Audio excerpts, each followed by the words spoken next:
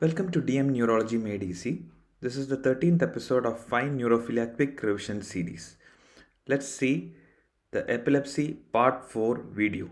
And we were talking regarding the smooth flow in the wave or smooth flow in the river, and somebody throws a ripple and throws a stone and find a ripple. So that ripple is actually the transience we speak of. Transience could be either a spike, a sharp wave, or a slow wave. And we have heard of multiple times regarding spike. What do you think is the time duration of the spike? So in a EEG, we find some abnormality which is standing out from all this smooth background. And we try to think that it is an abnormal rhythm. It is an epileptiform discharge, IED, or otherwise called spike. You know that EEG would be having multiple abnormalities, especially very many disturbances, more than a ECG, because it has got like many artifacts are there, like movement artifacts, myogenic artifacts. If a phone rings within a EEG lab, that itself is shown as an artifact. We have to identify it before commenting on the EEG. So answer is 25 to 70 milliseconds is the duration of spike. Untouched phone, that would be our normal brain, calm brain. And if there is an abnormal asynchronous activity, that would be the spike, which would be reflected in all the electrodes placed over the scalp. And we have to make out. And that will be in the form of transience. That could be either a spike, which would be ranging from 27 to 70, or some texts say it's 30 to 70, or sharp wave, which would be 2070 to 200, and other would be a slow wave, which would be 200, more than 200. You should understand that anything less than 25 would be termed or thought of as an artifact. The patient in that lab or EEG lab or in the bed would be moving around, would be chewing, would be swallowing, would be gulping saliva, or a phone would be ringing nearby. Then that is actually thought of an or myogenic artifacts, etc. That is thought of as a artifact. Even the electrodes can move. So that is likely to be an artifact rather than a spike or a other biological transient. So you should understand that. So this is actually a spike, because this, if you carefully see, it is not present in just one lead. You see, these are the various leads. Odd ones would be from the left side, even ones would be from the right side. And if you carefully see, you can see the ripple effect, like throwing a stone over a calm pond. Even if the activity has started here, you can see that activity is coming and decreasing from both sides. Here you can see, right? So this is definitely a transient and spike, and it's very sharp and smooth. It is definitely less than 70 millisecond, and it is localized to this region, most likely central region. So it is a central spike. Shows a activity in the referential montage. So in the bipolar montage, it will be reversing. More details will learn in after joining DM, maybe. Nothing more is needed. Just know these basic thorough concepts regarding EEG. This is the referential montage. So learned all these. Now just if in the exam you are given an EEG, and I want to know how many you can answer. Please try to answer. If you get wrong also, no issues, because this is not an exam. This is a practice session. I have taken pains to put this as a question. So hope I put the EEG. Yes, I have put the EEG here. Okay. So where can you localize the seizures from the following EEG? I haven't put the EEG, don't answer. This is the EEG. You can see the EEG, right? It's very difficult to make out the montages, but I'll tell you. This is the red one shown here is the FP2 F4. That is, F itself shows that it's frontal, and this blue FP1 F3 is actually frontal on the left side. Red one shows the frontal on the right side. P shows the frontal on the means the posterior and occipital, parietal and occipital on the right side, and blue T5, that is temporo-occipital on the left side. I think that is enough clue. Now see and find out what the abnormality is. Where do you think can we localize it? Everyone, please, those who are attending, just try to answer. Where can you localize? The question is, where can you localize seizures from the following EG? See, there is some, this is not a normal pond. There is some abnormality in this pond. Somebody has thrown a stone here. We have to find out where the stone has hit. Is it in the front part of the pond or in the back part of the pond? So that we can make out from the initial part of this EEG, where the abnormality or the spike has started. Yes, very good. At least 20 should answer. Excellent. Try. So good, very good, very good, very good. All have told. As you can see here, we can find some abnormalities here. These are the spikes. These ones are the spikes. These are in the red ones. That is on the right side in the frontal part. So these are actually in the right frontal region. You may say that, okay, these are present on the also on the left side. So could this be a bilateral, bifrontal spikes? Yes, this could be. But for that, we need to see the EEG before and after.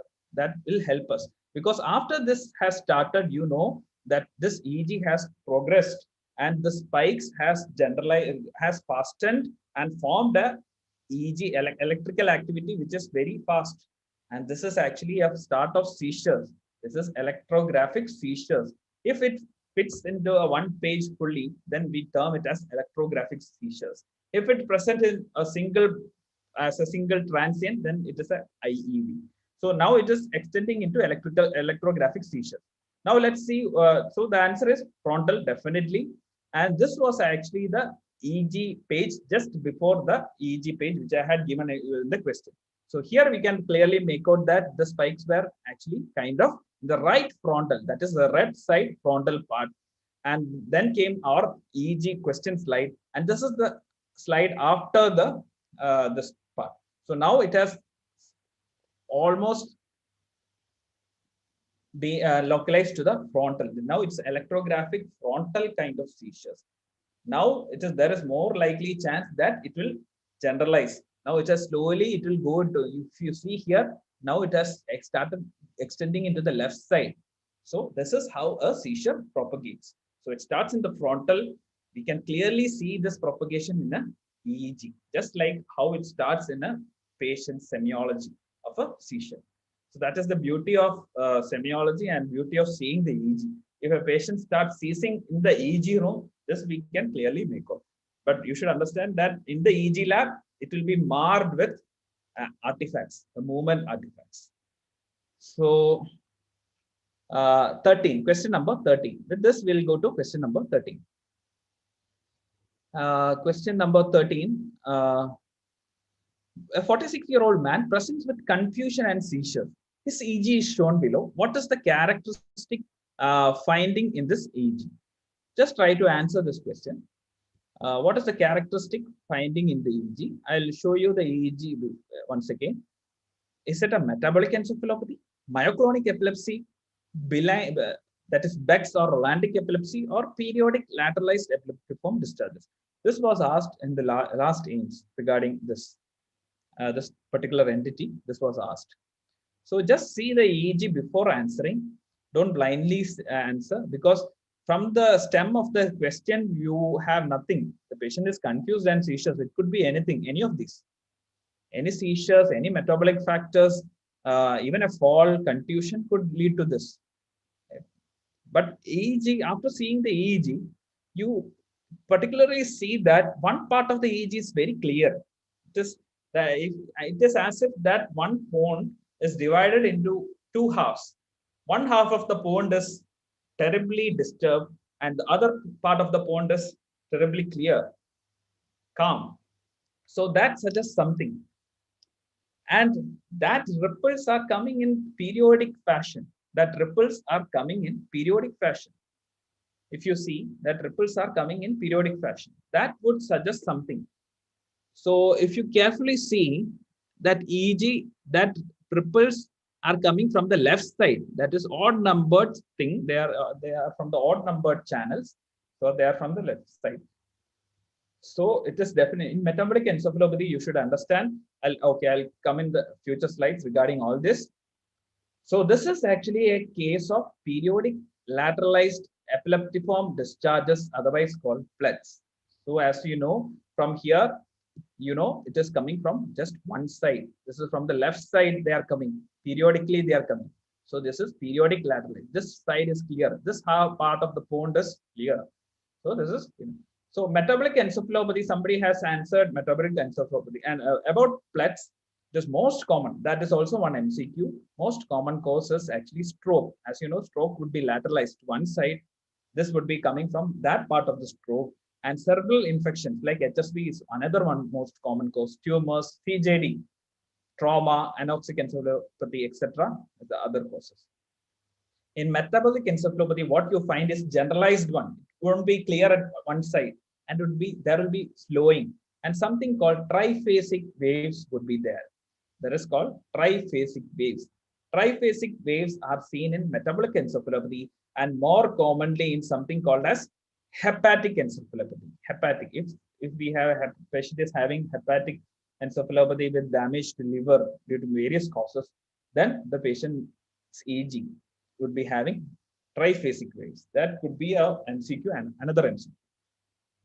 And myoclonic epilepsy would be having something called polyspikes. So this patient is, if you see, the patient is having multiple spikes with the slow aftercoming wave. So these are polyspikes, and it would be generalized. So this myoclonic component suggests that the patient was having myoclonic kind of jerks. And regarding Beck's, benign epilepsy with centrotemporal spikes. This is kind of a epilepsy, which is kind of a simple partial seizures. Most commonly occurs in children at night, usually subsides by itself, and it has something called, it will be mostly in centrotemporal region, and it subsides, it is more common in night with what you call kind of a focal kind of appearance. With that, we'll go to see this. Let's see this video. Question number 14. This was a 4-month-old baby who was brought by the parents. They are described sudden tonic flexion of limbs and body occurring in clusters on waking. So this patient came to me, I think 1 year back, 6 months back. So let's see the video. Sorry. Okay. Are you able to see the video? Okay. Very disabling to the child because he was having this kind of movements continuously, not just isolated movements.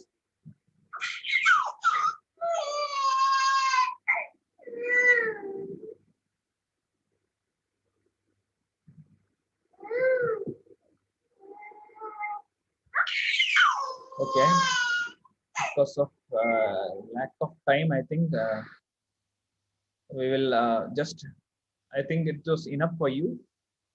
Yes, most of them have answered it. Yes, it's actually infantile spasm. Infantile spasms would suggest a West syndrome, and age of onset would be 1 year.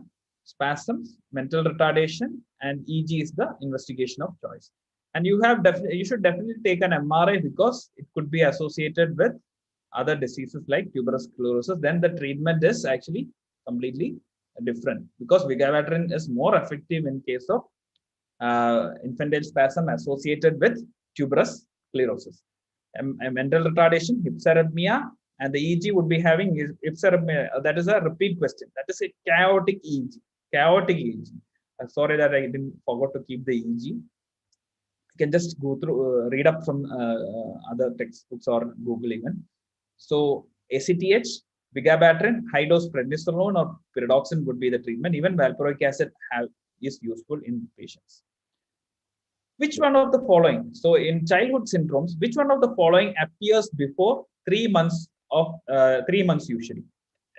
Early myoclonic epilepsy, Ohtahara syndrome, DO syndrome, Dravet syndrome, um, Lennox-Gastaut syndrome, Landau-Kleffner syndrome.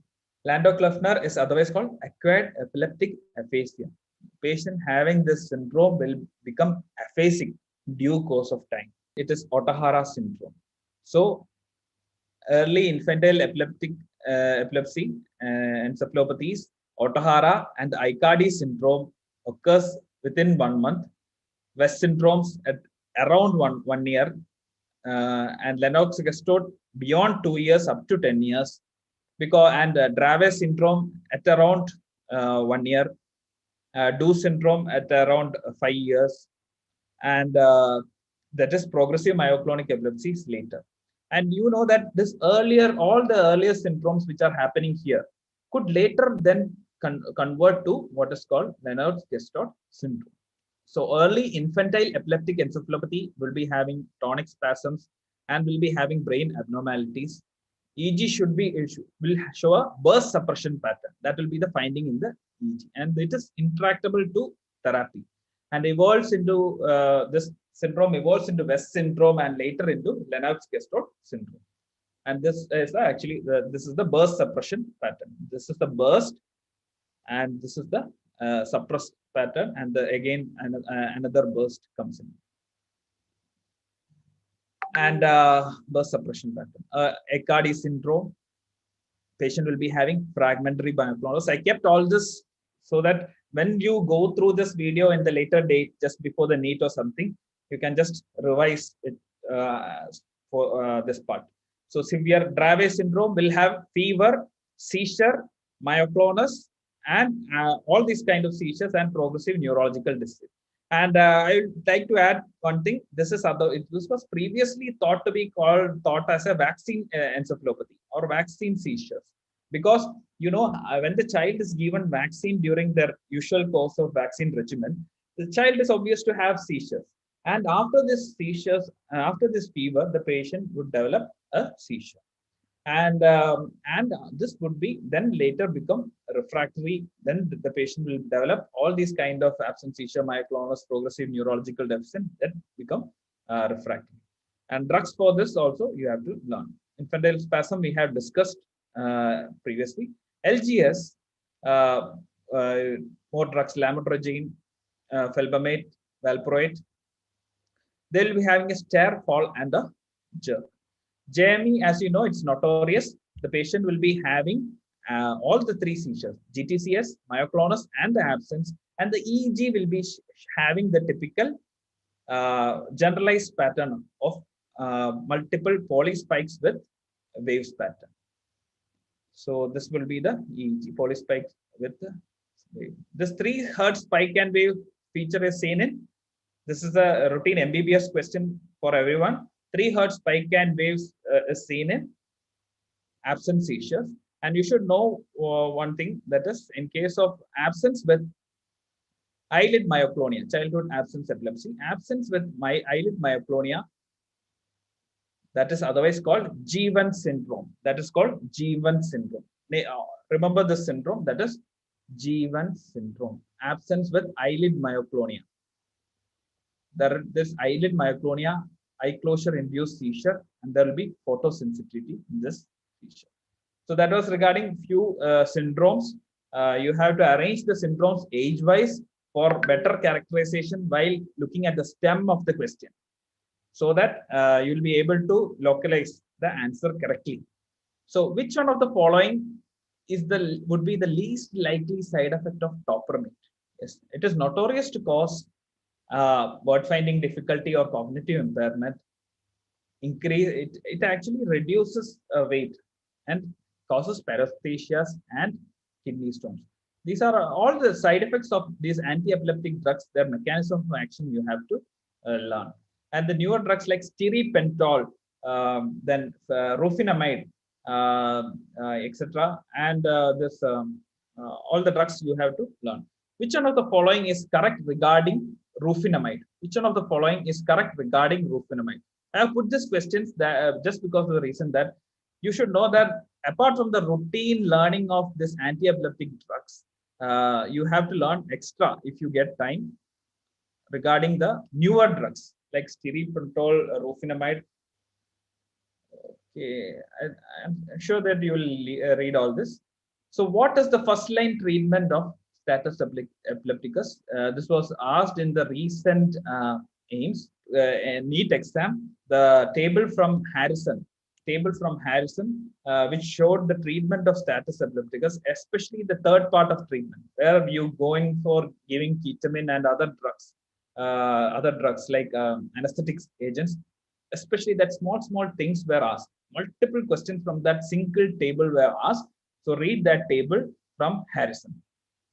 Yes, benzodiazepine is the first line treatment for status epilepticus. So in a status epilepticus, you have to choose a few things. So initial phase, you give benzodiazepines. Second phase, you give the other drugs. The last phase, you give the continuous infusion of the anesthetic agents. And you can go for intranasal or buccal midazolam, which was the recent AIMS question. This is also an AIMS question. What is the incidence of death in SUDEP? SUDEP is what is called sudden unexpected death in epilepsy. So median reported incidence was 1. So not knowing but better, it's not about this question of 1, 2, or 3. You should know that what SUDEP is. SUDEP is very important because in a patient with epilepsy, you should know that the patient can die at any time. It's not to make them worried or to instill fear in them, but you should be careful while treating them. So there is a matter of debate whether this should be conveyed to the patient or not. So that is why all the neurologists are worried nowadays whether to convey, whether there is an ethical issue regarding this SUDEP. So that is why this is in the recent conversations. And that is the reason why this will definitely be in your questions. Something regarding this will be in your questions. And that is the reason you should know something regarding SUDEP. There is no other reason you should know about this SUDEP. This is in Charcha recent days. That is why you should know about SUDEP. So you should know that this sudden unexpected could be witnessed or unwitnessed, and it should definitely be non-traumatic and non-drowning death. These all words are very important for you. These all could be each MCQ options. And it should not reveal a structural or a toxicological cause of death. So that is a very important thing. So that is the thing. So my aim of this module, all the modules till now, was not to give you spoon feeding regarding all this MCQs and all. It is to instill you that motivation to read the textbooks and to evoke interest in neurology. So I hope I was able to do that. So don't come and attend this sessions thinking that you will get everything regarding neurology. You will definitely have to go back and read Harrison and Bradley for sure. And I'll help you in all the due process by putting questions by end of each session, which I have been doing since last December. So I'll continue with that because I am learning. That is why I am doing all this. So I am learning in this due process, and I'm happy with all the gratitude I'm getting. That is the only thing which I'm happy with. So with that, this is the question you should know. This is a patient who is a known case of cerebral palsy.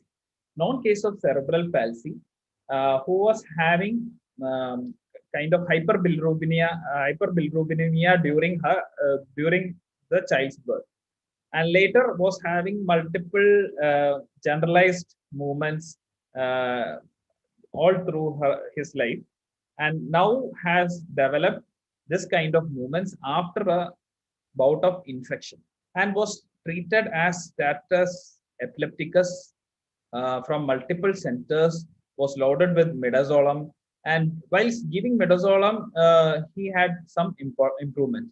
While giving midazolam, he had some improvement. But later, when that effect of midazolam went down, it again developed this kind of movements as you see. So you should understand that this is actually not status epilepticus. This is actually a case of status dystonicus, or otherwise called dystonic storm, in case of a dystonic CP patient, and you have to treat this patient as a dystonic medication. So I think with this, we'll end this session today.